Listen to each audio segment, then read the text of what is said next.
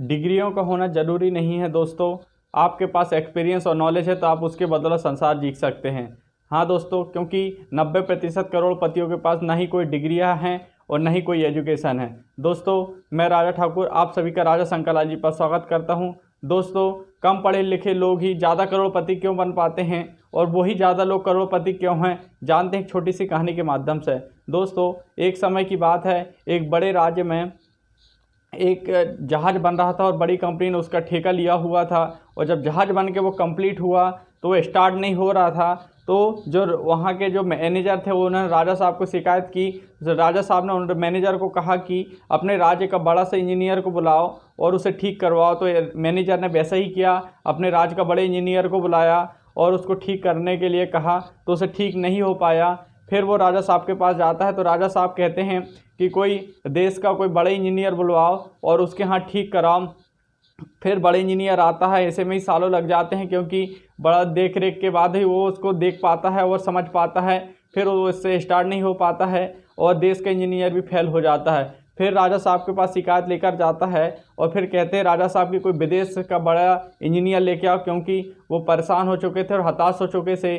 सालों बीत चुके थे वहाँ पर, तो सभी लोग परेशान थे और उसी के बारे में सोचने लगे थे। तो कोई बड़े देश से बाहर से एक इंजीनियर आया और उसने देखा और उसने भी समय अपना ख़राब किया और उससे भी स्टार्ट नहीं हो पाया। और यही बात फिर राजा साहब को पता चली और मैनेजर साथ में गया। तो राजा साहब ने कहा कि ये प्रोजेक्ट को बंद कर दो और नया प्रोजेक्ट में काम चालू करो। पर इस बात पर मैनेजर ने कहा कि सर, इसमें राजा साहब इसमें पैसे भी लगा है, समय भी लगा, टेक्नोलॉजी भी लगी है और हमारा बहुत सारा धन भी इसमें लगा है, तो हम इसे ऐसे कैसे छोड़ सकते हैं।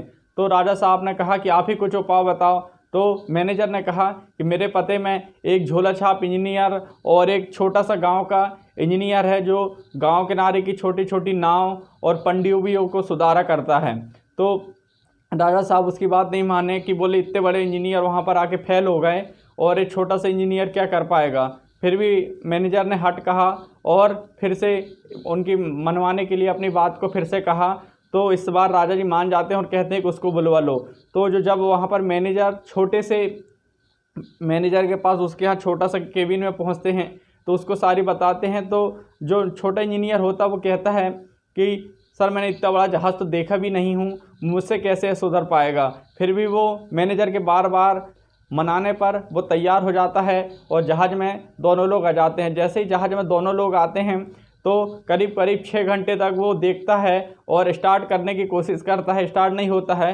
फिर वो देखता है और एक हथौड़ी से वो एक जगह पर 3 बार बहुत ज़ोर ज़ोर से वहाँ पर घाव करता है और मैनेजर को कहता है कि आप जाइए और इसे स्टार्ट करिए। तो जहाज़ स्टार्ट हो जाता है। सभी लोगों को खुशी का माहौल जुड़ जाता है, लोग मिठाई बांटते हैं, माला चढ़ाते हैं, फूल उसमें डालते हैं और मैनेजर से कहते हैं कि ये सब कैसे हुआ। तो जो छोटा इंजीनियर जो मैकेनिक होता है वो कहता है कि सर, इसका जो सेल्फ का जो पंखी होती है वो फंस चुकी थी, मैंने इसको हथौड़ी से मारकर सही कर दिया है, इसका सेल्फ घूमने लगा और अब इंजन काम करने लगा। इतनी सी बात को सुनकर राजा साहब मुस्कुराते हैं और वहाँ से मैनेजर के साथ चले जाते हैं और मैकेनिक अपने वहाँ पर चल जाता है। तब मैकेनिक को वहाँ पर मैनेजर जब जाता है मैकेनिक के पास कि आपके पैसे कितने हुए, आप एक बिल बनाकर हमको दे दीजिए, हम राजा साहब से आपका पेमेंट करवा देंगे।